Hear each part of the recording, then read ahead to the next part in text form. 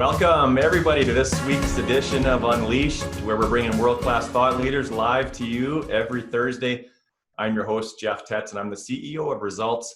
And if you're kind of wondering who Results is, if you're joining us for the first time today, we're an organization that was created to help make it easier for companies to grow. We all know how challenging that is. We work alongside business leaders to create high-performing teams and winning cultures. And I want to thank everyone who's joining us today. This weekly series is really for anyone that has a growth mindset. It's also for my sweet grandmother who turns 89 tomorrow. She watches every episode on YouTube with her husband, Bill, and she continues to demonstrate a lifelong learning mindset. Certainly a good example for our entire family. So happy birthday, Grandma, tomorrow. Love you and see you very soon.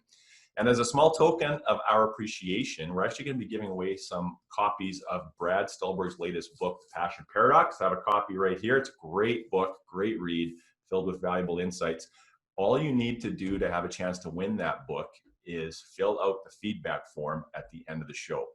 So when the show is over, when you click the Leave Meeting button, then click the Continue button, and that will direct you to the feedback page, which also includes some other special offers. Now, if you're also a leader who is looking to very intentionally further your own development and learning, we are offering a 4-part series called the Leader's Toolkit. Now, this training series is limited to 12 people. It's very immersive. It's 4 2-hour sessions, very interactive, and I'll have more information on that at the end of the show, and also an opportunity for anybody that shows up for this episode to receive some preferred pricing for that 4-part training series. And if you like what you see today, the biggest thing that you can do to help us grow is just help us build community. Spread the message, post your comments on social media, anything you learn, questions that you have, what your experiences have been like watching the episodes, and you can use the hashtag #ResultsUnleashed. And thank you very much for everybody who's been doing that for us so far. And be sure to get your questions in for Brad Stulberg. You can put them into the Q&A box that's at the bottom of your screen, which is different than the chat box, so just keep that in mind. And if you have other comments or other feedback to share, you can email us anytime at info@unleashresults.com. We'll get back to you right away. And as a very quick special sneak peek to next week's episode, we're going to be joined by 3-time Super Bowl champion Michael Lombardi, where he's going to share what he's learned from some of the all-time greatest athletes and coaches, which includes Tom Brady, Bill Belichick, Bill Walsh, and Joe Montana. And the topic of the episode is going to be winning by seeing what others missed. And it should be a fascinating conversation with Michael. Now, on to the main event, today's show. I am delighted to be joined by special guest Brad Stulberg. Now, Brad is quickly becoming one of the foremost respected voices in the areas of peak performance and well-being.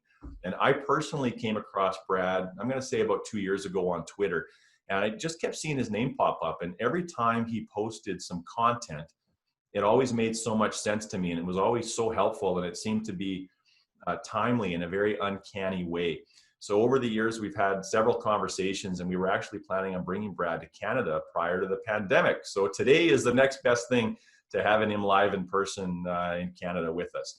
Now, Brad is a coach, author, speaker, and researcher whose work explores the principles of health, well-being, and mastery that transcend capabilities and domains.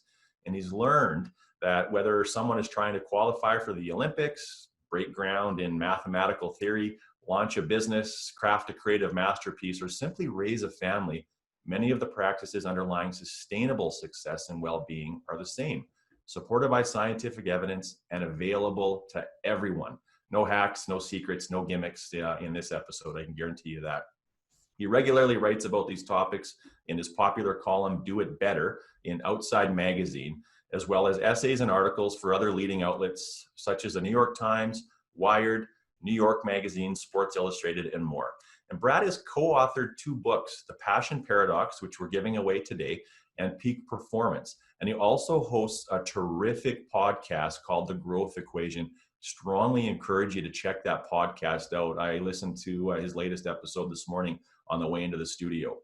In his coaching practice, he intimately partners with clients to apply principles about which he writes, and his coaching informs his writing informs his coaching.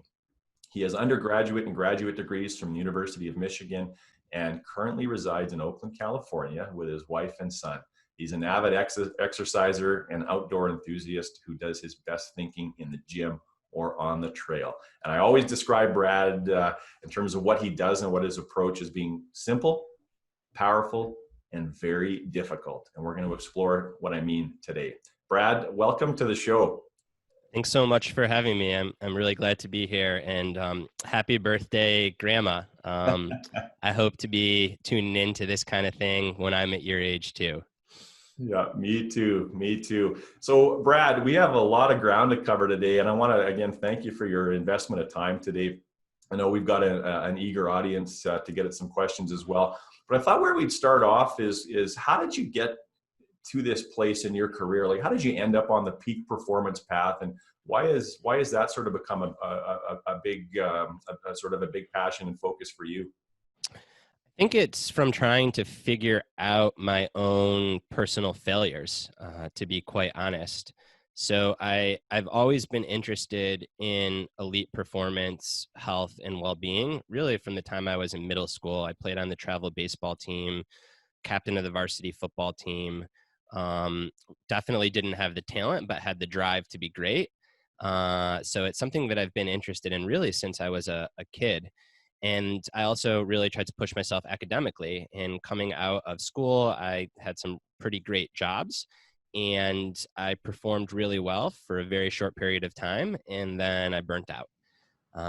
And I noticed that that was something that was happening to a lot of people, not just myself. Yet there were also individuals who were able to perform at a really high level and get the most out of themselves without burning out, or at the very least with the awareness of when they were starting to burn out so that they could course correct. So I became fascinated by what separates those individuals from the people that do suffer burnout and that kind of work themselves into the ground or dig themselves into a hole.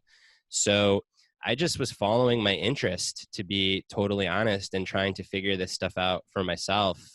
Something that I take a lot of pride in about my writing is that I very, very, very rarely, if ever, will write about something because I have it figured out.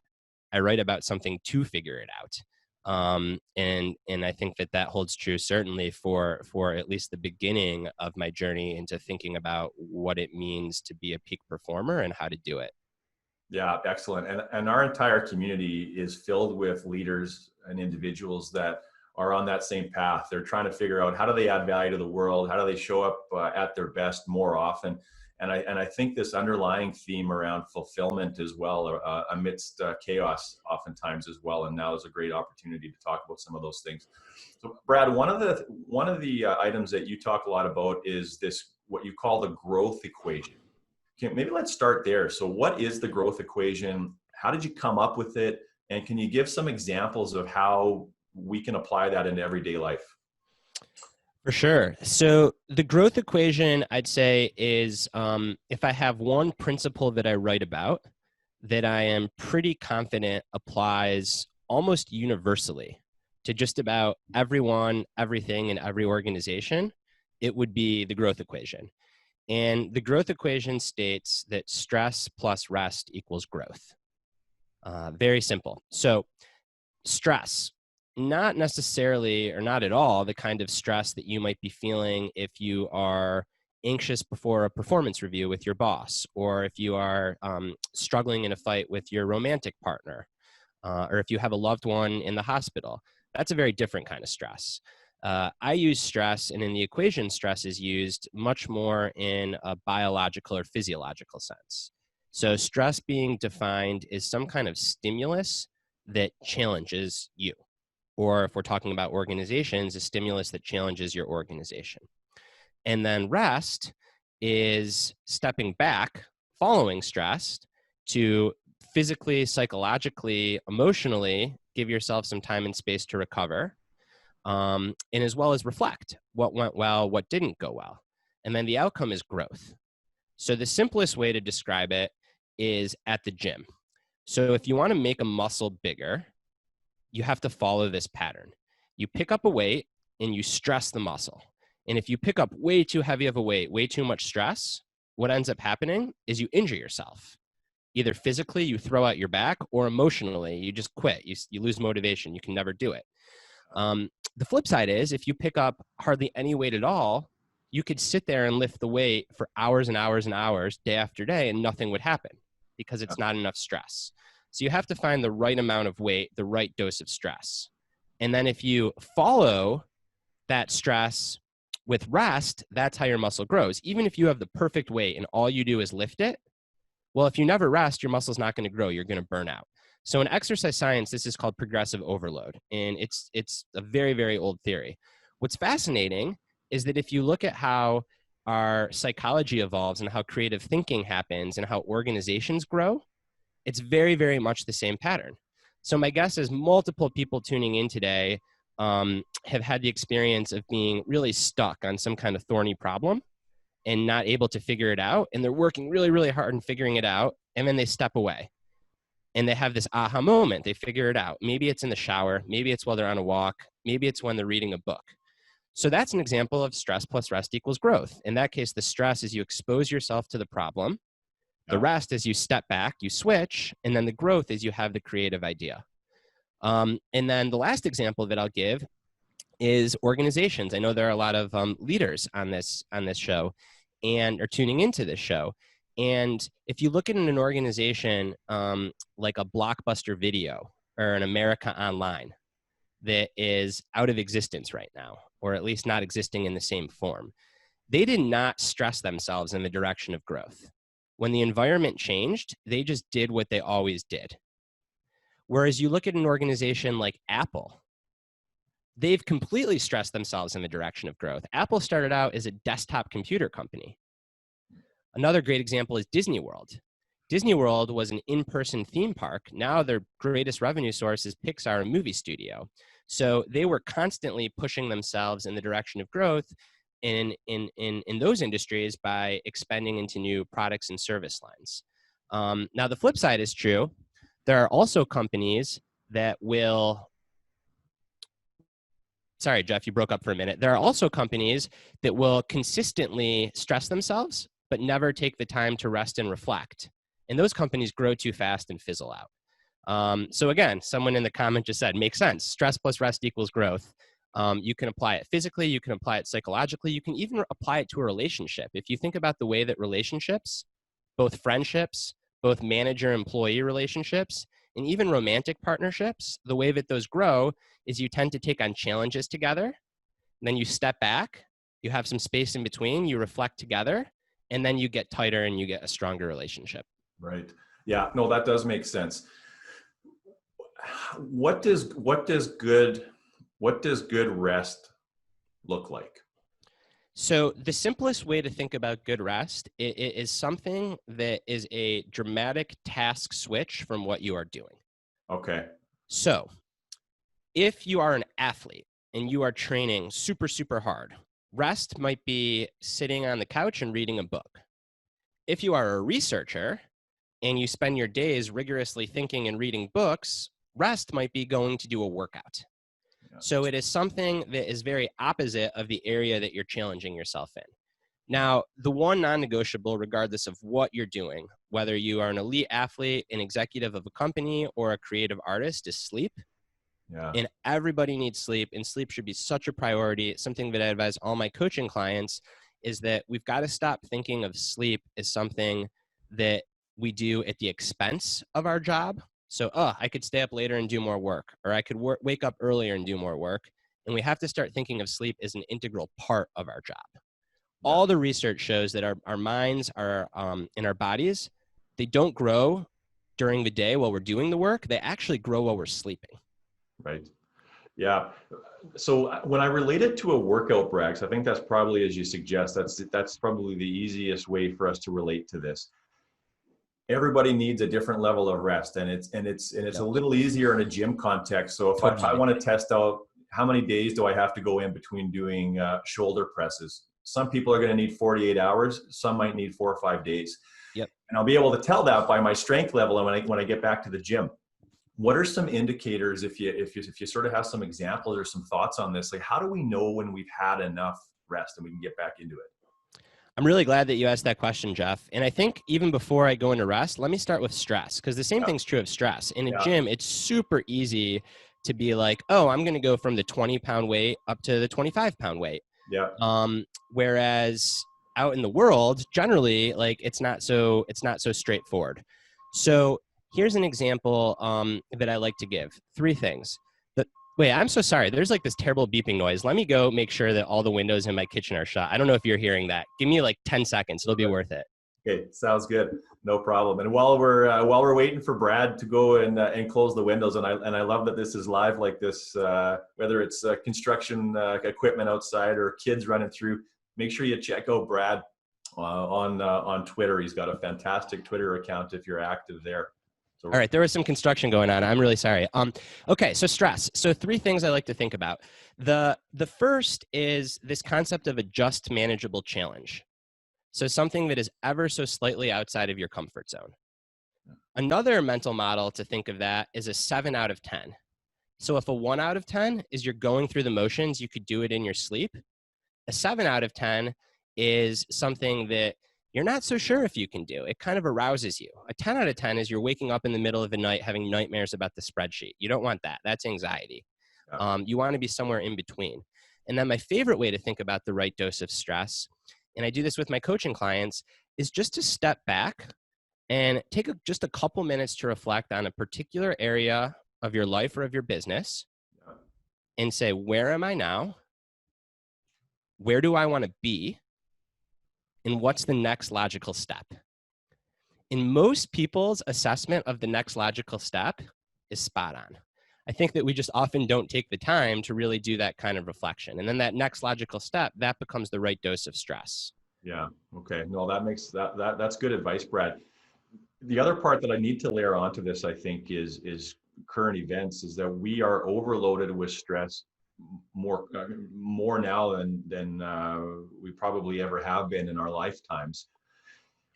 How do we give ourselves permission to take rest? And there's, I'll add a bit more context to this too, that most of the people that I talk to are working harder than they ever have before because they want to rebuild their businesses, and they're trying to restore jobs that were lost for colleagues that they care about, and they're trying to get more done with less. How do we give ourselves permission to take that important rest time? So again, I think that it's a reframing of rest, not as something that you do separate from your job, not as something that is separate from being a good leader, but is part of being a good leader. Yeah. And I think that, again, it has to come back to, there's all this evidence that shows, particularly sleep. There is such a strong correlation with performance in sleep, and particularly with emotional control and decision-making in sleep. Yeah. And if you're a leader in a time of environmental change, or the change in the industry around you, or a pandemic, your ability to control your emotions and to make good decisions under distress is probably more important than ever. Now, I have to be careful when I talk about this equation, because people will always say like, oh, Brad's giving me permission to work out for 2 hours a day, to take a 2-hour lunch. That's not the case. There are times when the stress level is really high and you've got to be all in for a period of time. And I think a lot of organizations and leaders are going through some version of that right now. I think the one thing that I would just really make such a strong plea for those that are listening to protect is sleep. And, if you are sacrificing sleep on a regular basis to work, it's so hard to see this, but you are probably hurting yourself as a leader and your organization. And it's hard to see this because in the short term, your performance will get worse. Yeah. If you are working 18 hours a day and you go down to working 15 hours a day, for a week or two, your performance is going to decline because you're working less. But for a month, a half a year, a decade, you are going to be such a better leader. Yeah. And then shortly after sleep, I would put some sort of hobby or something that you enjoy, even just for 45 minutes to an hour a day. One that I like to talk about a lot is physical activity. It doesn't have to be like a killer CrossFit workout. It can just be a 45-minute walk outside. Yeah. But those two things, and particularly sleep, is really important to protect. And then also to give yourself permission to go all in and dial up the stress for a period of time when it's called for and not to feel bad about doing so. Yeah, that well said. And there's a couple of patterns I think that we're seeing with some of the thought leaders that we've been interacting with, Brad, in addition to you, and then some of the leaders that we're just in conversation with. And there's the two things that are really jumping out for us is in sort of the mess of all of the priorities that are falling on someone's shoulders is try to focus on the ones that are going to have the biggest impact. So that's been really helpful advice. And then the other one, I think it's incumbent upon leaders right now, whenever and wherever possible, like we have to create environments that make it safe for people to take care of themselves. And I'll share a really simple example. I had a really full, busy day yesterday. I had a bunch of things I needed to get done, and I had a really bad sleep the night before. And so I just, at 6 a.m, I gave myself permission to sleep for 2.5 hours till 8:30. And I showed up to our management call later that morning. I just said, hey, look, sorry, but I had to give myself permission to sleep because I needed it. And we have a very understanding environment, and our work allows us to do some of that sometimes. But I think it's important for us as leaders to look for those opportunities to have understanding and compassion for our employees and create that kind of well-being and nurturing environment. And then the only other thing that I'll say while we're talking about sleep, and again, I'm seeing some sleep come through the chat, is I've got 2 rules of sleep for all of my coaching clients, and particularly those with young kids. But the first rule of sleep is it's an absolute priority, and you should do everything you can to get a good night's sleep, which I define as 7 to 9 hours.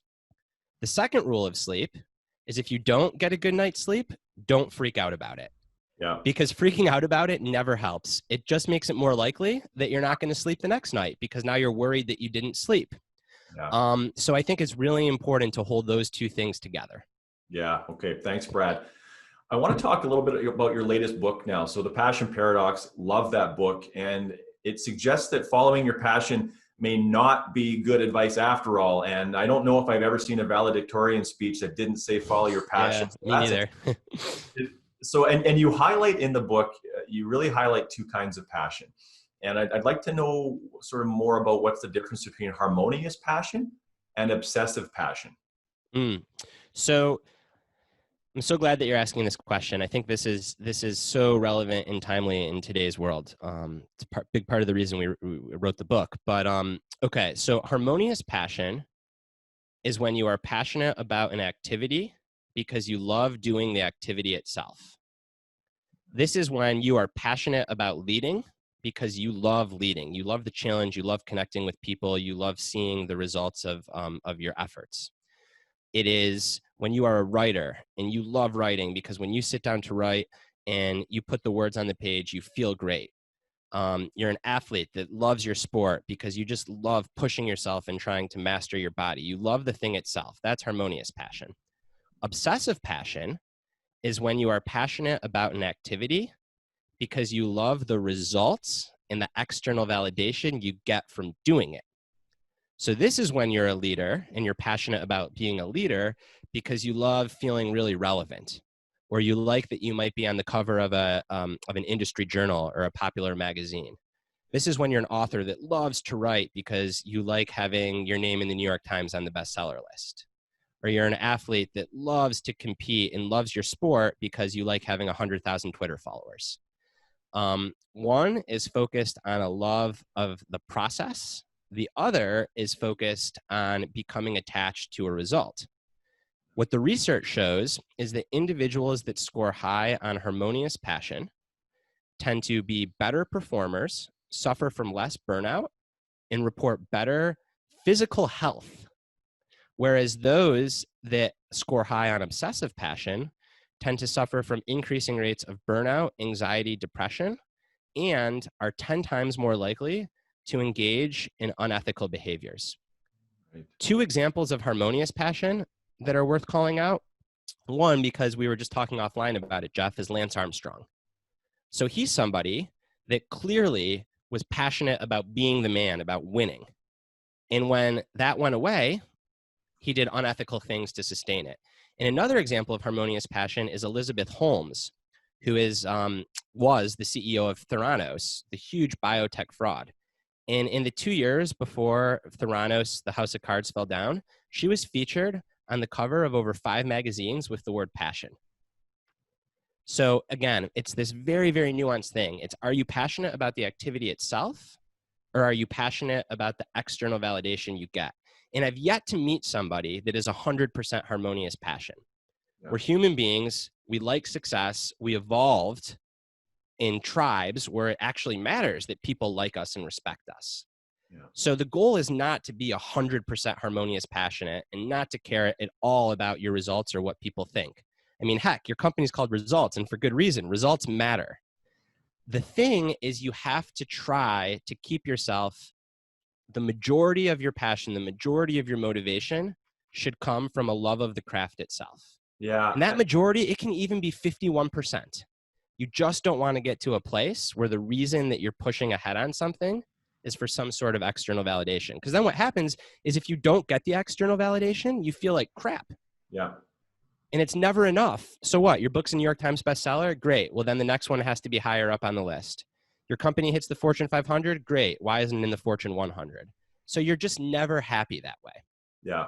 Yeah. You're always chasing more. Now, Brad, my belief most of the time, and I'd be curious on your perspective on this, is things start out more as harmonious passion and things that you're interested in. And then you start to get some notoriety and people start to pay attention, and then it turns to obsessive. So how do we check ourselves to make sure that we're staying a little bit more, as you say, 51% of the time at least, on the harmonious side of passion? Oh man, you're dropping wisdom. That's such a great question, because it's so true. I'm so glad that we're getting to dig into the nuance of this. So thank you. It's really hard. That's the first thing that I'll say. So your observation is spot on. No one goes in, very few people go into something because they want external validation. They want fame. When you're a kid, when you're a teenager, even when you're early in your career, you tend to do things because you like them and you follow your interests, and then you become really passionate about them. And then, as you said, eventually you start to get some good results. And the question is, how do you not become so attached to those good results? How do you not crave them? Yeah. And my answer is, and this is after years of research and years of personal experience with this, that it's really, really, really hard not to eat candy if you're always in the candy store. And let me elaborate. So in this metaphor, candy is all that external validation. Yeah. Candy is Twitter followers. Candy is whatever dashboard you're looking at that tells you that you're a good leader or that your organization is doing great. Candy is reading the newspaper and seeing yourself or your company featured. If you spend a lot of time in the candy store, of course you're going to become addicted to candy, and it's all you're going to want to eat. But here's the problem. If you eat a lot of candy, you end up feeling like crap. Mm-hmm. So the way out of it is to feel into what you get as a result. So playing this metaphor out, I think often, and I'm gonna put my own skin in the game. I'm gonna talk about myself as a writer. I fall for this crap all the time. For me as a writer, the candy store, the external validation is, how well did a story do on social media? How many copies of my book was sold? What are people saying about my work? And I can go down that rabbit hole for hours, and when I'm not at my best, for days. So the actual work itself, writing or speaking to groups, engaging in conversations like this is like brown rice. It's really nourishing. It makes me feel really good. Checking my Twitter notifications or looking at the copies of my book sold, those are like peanut M&Ms. It tastes great, but if I spend a whole day eating peanut M&Ms, I'm going to feel nauseous. Here's the problem. If you put brown rice in front of someone next to peanut M&Ms, they're always going to start eating the peanut M&Ms. It's just really hard to stop. So it's two parts to get back to your question. The first is try to eliminate the peanut M&Ms around you. Yeah. So set some really good boundaries. For example, I have all social media off my phone. Now that's not to say, and I want to make sure we get into the nuance, that's not to say that stuff doesn't matter. If you're a leader of a company, your dashboards freaking matter. That's how you've decided to measure progress. But there's a difference between checking your dashboards once a week because you're getting information from them versus checking them 10 times a day because you're on this emotional roller coaster of needing to see those good results in order to feel good about yourself. So the first thing is try to design your environment where you're not constantly surrounded by external validation, by candy. Yeah. And then the second thing is, when you fail, because you will, I fail all the time, really feel what it's like to fail. when I get sucked into the social media rabbit hole and I spend a day just looking at my retweets and thinking, look how great I am, look how many likes I got. At the end of those days, I tend to feel like crap. Yeah. And the more of it I can be aware of that, the more likely I am the next time to start going down that rabbit hole that I can course correct and say, hey, I'm eating candy right now. It tastes great, but I know I'm going to feel like crap later. So I want to transition to doing the actual work itself. Yeah. So it's an ongoing practice. Yeah. Yeah. No, that's great, Brad. And I appreciate you sharing some of your own personal examples there. And I'm the same way. I mean, I get sucked into how many likes did this tweet have? How many retweets, who's interacting it? Do I have more followers today than I had a week ago at the same time? How many people do we have signed up for this episode? And it's a slippery slope. And you're right, like those metrics matter because you want to know that you're resonating, but you want to be focused on the resonance for the right reasons. And it's never good enough. I think it's worth yeah, pointing out, like, to really make this real, because we'll use what we know about each other, but I bet everybody can make this real in their own lives. So earlier, when we were talking offline, you said, when I started this webinar, I would have been thrilled just to get like 30, 40 people to join. yeah, And then you're like, it blew my mind that so many people joined. But now imagine if only 50 people, and I'm looking, so there's over 100, it's great. But imagine if only 50 people were on today. You'd probably feel pretty bummed. yeah. But a couple months ago, you would have been thrilled. So Yes. again, the more we pay attention to that stuff, the more we get on this emotional roller coaster where it's just never enough. Yeah. Yeah, you're right. And some things that have been helpful I found in navigating that. I love the comparing it to peanut M&Ms.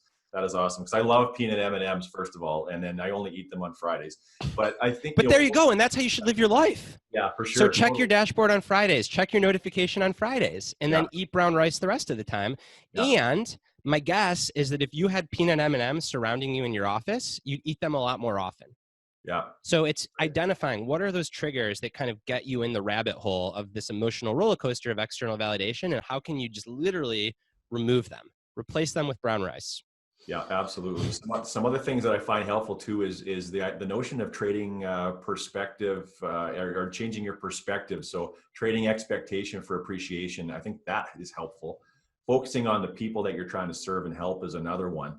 And then I find like if you're really focused on learning, the more you learn, the more you realize you have left to learn. And I find that that's incredibly humbling and helps to keep me grounded. So that's good. Now, and Brad, now I don't know if this is exactly the same thing. So I'm going to ask it anyways. And if we've covered it mostly, then let me know. But it feels like there's enough difference here that I'm still going to go here. Is how can we focus more on internal drive and motivation when there's all kinds of external measures of success? Like how do we really hone in on the internal drivers that are the sustainable ones? So I think it is similar. And I think, again, my first thing that I'd say is don't rely on willpower. So really think about, like, are you in the candy store or not, and do what you can to design an environment that pushes you towards doing the actual work itself. The second thing I'd say is just feel the difference. Like, feel how you feel after a day of doing the work itself versus a day of kind of being in external results land.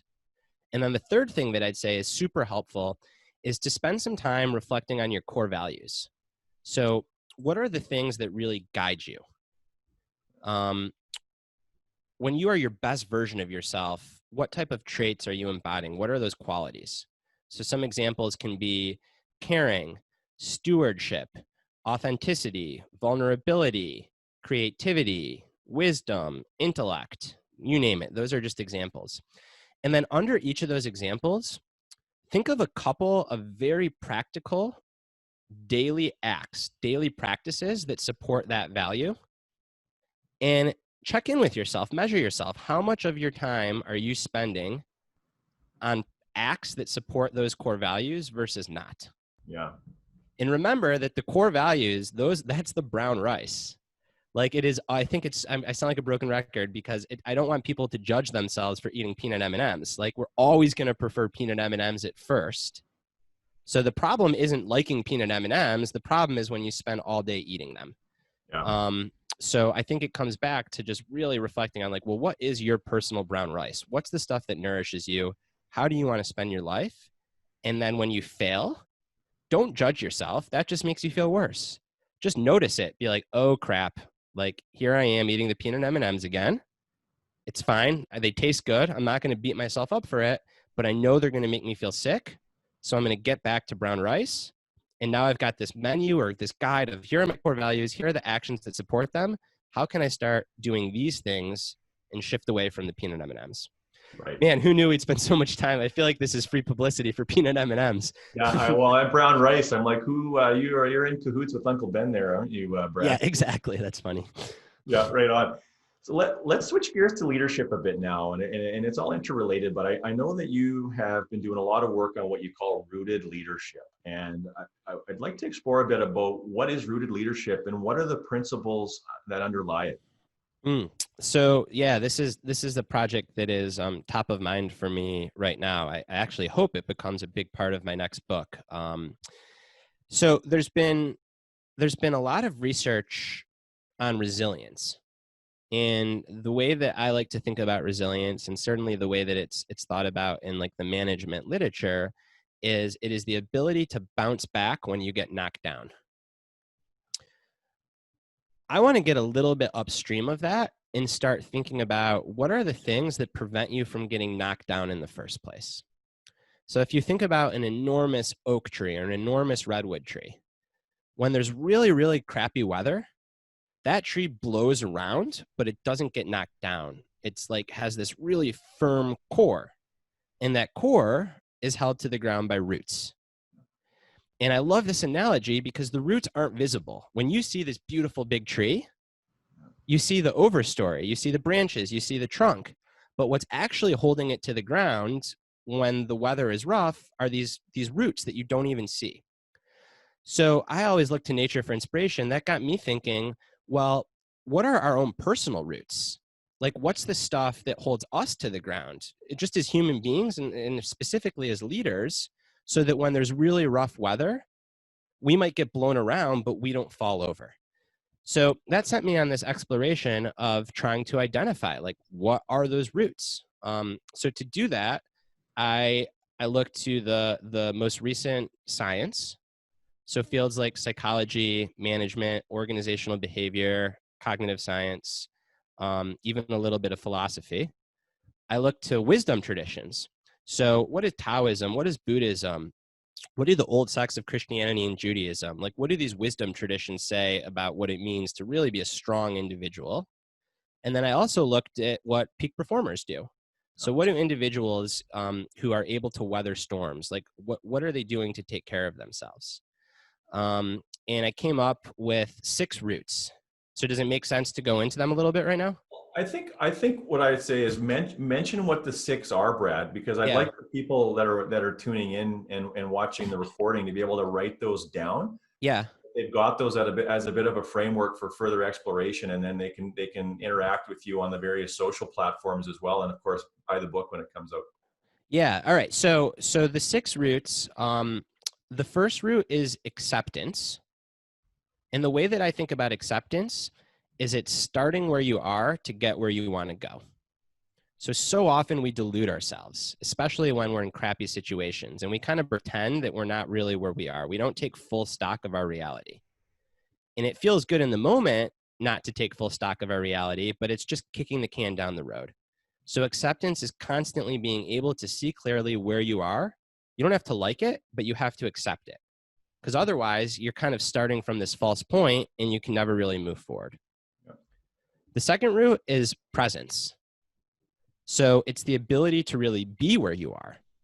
So not to constantly be thinking ahead about what could happen in the future, not to constantly be looking back about all the things that did happen, second guessing, judging yourself, or feeling really good, but it's about being where you firmly are.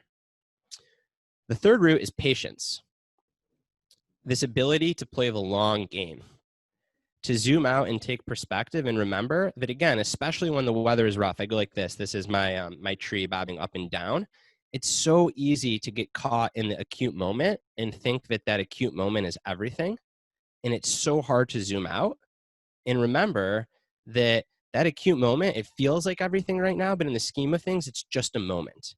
So how do you make decisions that play the long game? How do you stay patient? The next root is vulnerability. So vulnerability to me means getting closer to saying what you really want to say. So you can't always say what you really want to say because you have to lead a group of people. So if what you're feeling is, oh shit, there's no way we're going to get out of this, you might not want to say that. But how can you get closer to saying what you're really feeling? So the less that you feel like you are performing as a leader, and the more you feel like you're saying what you really want to say, the better. So then the next root is community. So something that I learned about redwood trees, which like tower 200 feet above the ground, is that the root systems are actually only about 6 to 12 feet deep. So they got these massive trees, but the roots are pretty shallow. But the way that the trees stand tall is all the roots overlap with each other. So they're literally held together by a community of roots. And then you look at what keeps strong individuals strong. It's not just their own personal characteristics. It's also the people around them. So that fifth root around community is about really taking the time to cultivate a strong community that can help you stand tall when the weather gets rough. And then the final root, which I kind of went back and forth on, do I throw this into the framework? But I do think it's important enough to throw in, is movement. So physical movement. So taking some time to move your body.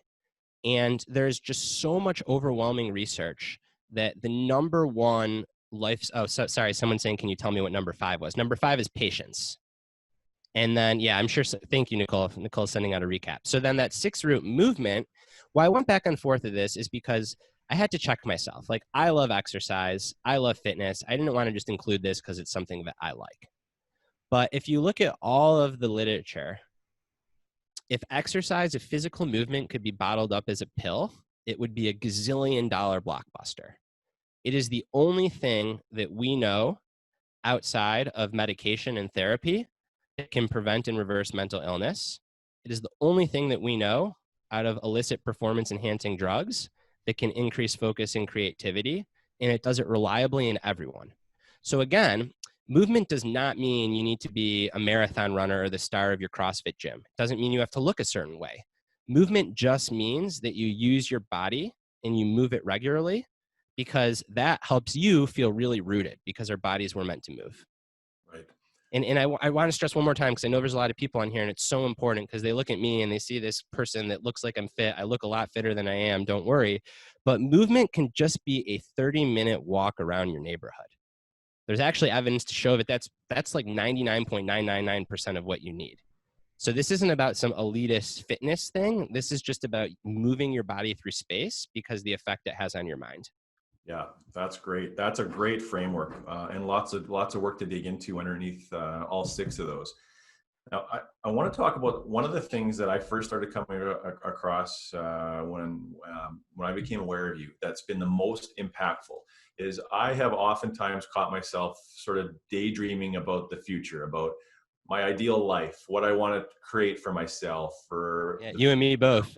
all that stuff, right? And so that tended to be a lot of where I would focus my I think my efforts and energy. And I came across something that you had said, that the path is the goal and the goal is the path, basically. And it totally changed my perspective, Brad. And I think about that every single day, and it grounds me on the way to really seek a fulfilling, meaningful life. Can you tell us what that is all about? Mm-hmm. So the goal is the path, and the path is the goal. It is probably the best sentence that I'll ever write. So I'm young, and like my best sentence is behind me. I joke, but people just love that. And what I mean by that is, and this kind of gets back to so much of what we've been talking about, whether it's rooted, whether it's stress plus rest equals growth, whether it's harmonious versus obsessive passion.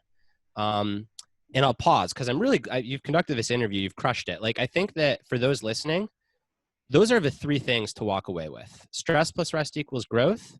How can you apply it personally, professionally, organizationally? Harmonious versus obsessive passion. Where do you stand? And what actions can you take to try to keep the majority of your drive harmonious? And then this notion of being rooted, and how can you apply those 6 principles?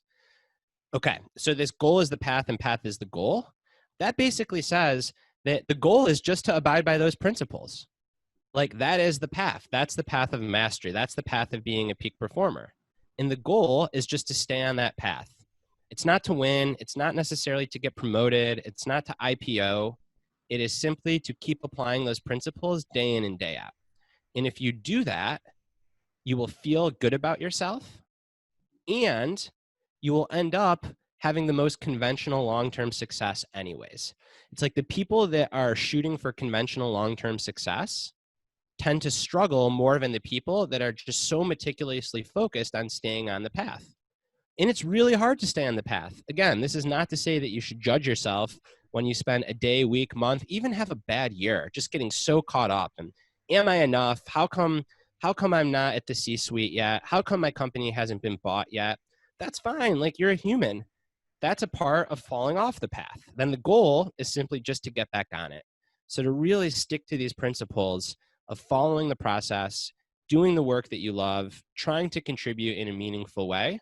And then when you find yourself getting caught up in external validation, just recognizing it, not beating yourself up, and then doing what you can to nudge yourself back on the path. Yeah, that's excellent.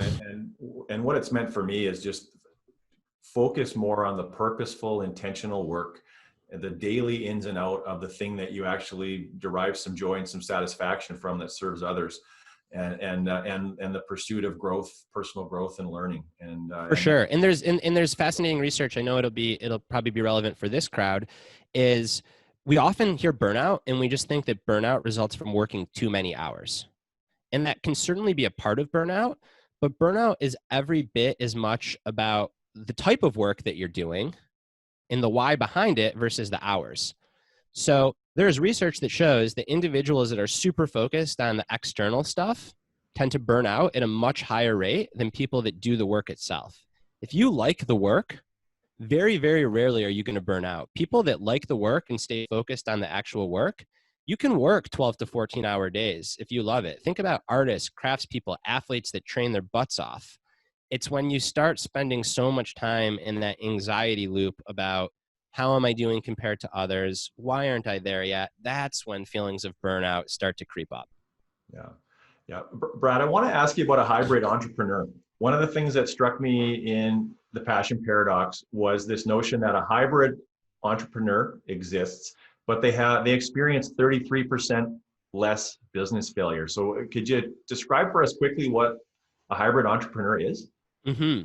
So a hybrid entrepreneur is somebody that has an entrepreneurial idea, but decides that instead of going all in on their idea, they're going to keep their day job and pursue that entrepreneurship idea as a side hustle at first. And the research speculates that the reason they are more successful is because when you go all in, you not only put a lot of pressure on yourself, but you often have to sacrifice what you really want to do. So if I would have quit my day job after my first article got published, I would have had to write all kinds of clickbait articles that I didn't want to write simply to pay rent and to make money.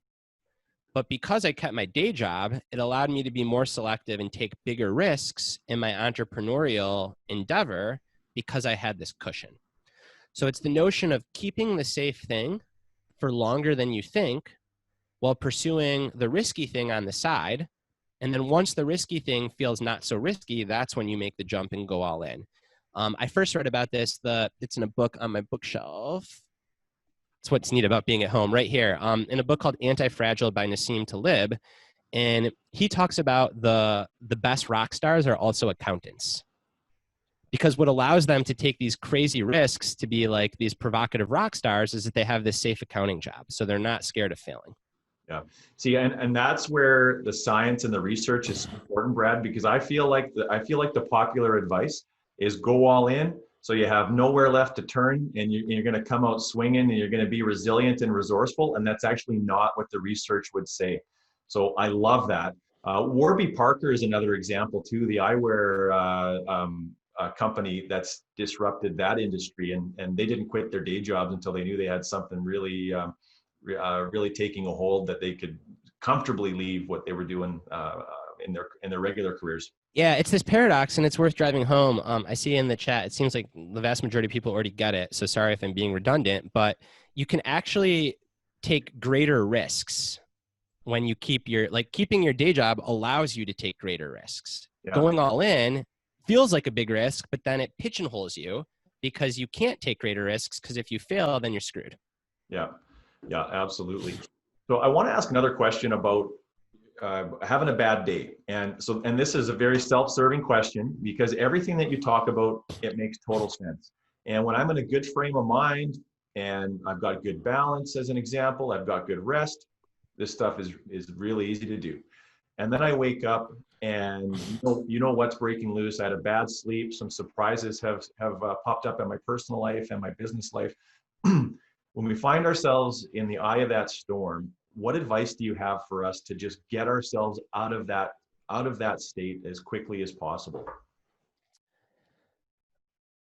Don't be hard on yourself. I was going to make a joke, but it's not worth joking. I was going to say, pick yourself up by the bootstraps and go. No, like the opposite of that. So the first thing is to be kind to yourself. And especially this is a self-selecting audience of people that attend these webinars. Like, the reason that you all are attending this is because you probably conceive of yourselves as high-performing pushers. And high-performing pushers, it's great to be wired that way. It's a fulfilling life. You contribute to the world. You experience great highs. The problem is we tend not to be so kind to ourselves. And when we have a bad day, that high-performing pushing attitude actually can get in the way, because it leads to a lot of self-judgment. So, why am I feeling like crap? I can't be down. I'm angry. Like, Brad's tweeting all these things, but screw him. Like, none of it makes sense. I'm having a bad day. Just accepting that, like, that's part of being a human, to have those bad days. Again, the research shows that the more harsh you are on yourself when you're having a bad day, the longer it takes you to get back on the bandwagon. Right. The more kind you are to yourself, the faster it is. Yeah. So that's the first thing. And then the second thing that I would say is there are two kinds of fatigue. There's one kind of fatigue when you're actually really tired. And when you're actually really tired and your body's telling you, stay in bed all day, you should stay in bed. Maybe not all day, but that is your mind-body system telling you need more rest. Yeah. Then there's another kind of fatigue where your brain is kind of tricking you into like, everything sucks, you should stay in bed all day. But you're pretty well rested, you've been sleeping okay, and it's hard to tease these two out. But that kind of fatigue, you actually want to meet with gentle resistance. So a lot of people think that you need to feel really good to get going, but it's actually the opposite that's true. You need to get going and then you feel good. In the most extreme case, the most successful behavioral intervention for treating depression is something that's called behavioral activation. And what behavioral activation says is literally just start doing stuff. So if you think you need to feel all hunky-dory, or you need to start thinking positive or will yourself into a good mood, it's never going to work. Yeah. What does work is saying, I feel like crap today. I feel really apathetic. I feel really sad. I feel really fatigued. But this is like the fake fatigue. This is my brain trying to trick me. So I'm going to force myself to just get started, just get going. Yeah. And then it doesn't always happen, but at least you give yourself the possibility that your mood follows suit. Mm-hmm. Yeah, thank you, Brad. And I think there's this myth out there that peak performers wake up and jump out of bed every day feeling great and ready to rip. And that's a total myth. Yeah. I would say what separates sustainable peak performers is that they learn this mood follows action, and they have just as many crappy days as the rest of us. They're just really good at being kind to themselves and then gently nudging themselves in the direction of action. Yeah. There's a phrase I subscribe to, that we have to go to the motivation. The motivation doesn't come to us. And love it. And it's important to reflect on those bad days when you go to the motivation and force yourself to do that. How do you feel afterwards? I think that's important reflection. So Brad, we don't have much time left to do this, but I didn't want to miss this last piece. Your latest podcast, The Growth Equation, you focused on this notion that the things that we love sort of break our heart. Why did that become a topic? And do you have a couple minutes to describe what that means for you and why that became a topic? So it became a topic because I heard a poet named David White like 3 years ago give a talk. And he spent a lot of time talking about like what it really means to be vulnerable. And for him, what it really means to be vulnerable is just to care deeply about something. Because the more deeply you care about something, the more hurt you're going to be when it doesn't go your way or when it changes. And the nature of life is change. So if you really, really, really put your all into parenting, well, eventually your kid's going to move out of the house, and that's going to suck. Your romantic partner might die before you. Like, these are real things that happen. Less extreme, you might put your all into building this company, and it might not work out, or it might not work out the way that you wanted it to. So the easier way to go about living life is just to not really care deeply about things, because you protect yourself. So often the reason that we don't care deeply is we protect ourselves. But really fully engaging in life is to care deeply. But when we do, we expose ourselves to all this hurt and heartbreak. And it gets back to those principles of rooted, particularly community. That's why it's so, so, so important that we have that strong foundation so that when the heartbreak happens, we can keep going. Yeah, thanks. That's a great way to end off, Brad. And I feel like in a lot of ways we were just getting started today. But talking about the things that we care about deeply, I want to thank you for the work that you're doing, and you're just getting started in your career. I'm so excited to see where that goes. And you have such an impact on people, and myself personally, I'm so grateful for the things that you're doing and for joining us today. And to the community and the audience that's tuning in week after week, whether this is you've been on all 9 episodes or this is your very first one, let us know how we're doing, because we want to take care of you. And the best way for you to do that is to fill out the feedback form when you're done. And we are going to give away some copies of Brad's book. So if we didn't get to your questions, or if you got additional thoughts, you can email us at info@unleashedresults.com. Please fill out the feedback form. So when you leave here, click the leave button, then click on the continue button, and that will take you to the feedback form. And we are offering a limited workshop. It's a 4-part series called the Leaders Toolkit Workshop. And you can click the button on the feedback form for more information on that. And we do have a discount, a fairly sizable discount for the people that tune in to Unleashed on a weekly basis. And as a reminder, to join us next week, when we're going to be joined by 3-time Super Bowl champion Michael Lombardi. He spent time in the New England Patriots organization, won 2 Super Bowls there, worked with Tom Brady and Bill Belichick, was an NFL general manager. And he's now got a really interesting daily leadership newsletter called The Daily Coach that he partners with George Raveling, who is a very interesting historical figure from the Civil Rights Movement, who was actually on the stage when Martin Luther King delivered his famous I Have a Dream speech in Washington, D.C. So we're going to get into some really interesting perspectives on leadership next week with Michael Lombardi. Brad Stulberg, what can I say? Thank you so much. Maybe we'll do this again. There's so much to share, and we'll get you up to Canada sooner than later is my sincere hope. Yeah, I hope it'll be sometime within the next year. But thank you so much for having me, and thanks everyone for joining. And thank you, Jeff, and Results for just shining the light on all of these topics. I know you're past guest, and I'm looking ahead to Michael Lombardi, and it's like such great stuff that you all are doing, and I'm so glad that you included me in the series. Thank you very, very much, Brad. That means a lot to hear you say that. And happy birthday, Grandma. Yes, absolutely. Happy birthday, Grandma. We'll see you later. All right. Take care, everybody. Bye, Brad. Be well, everyone.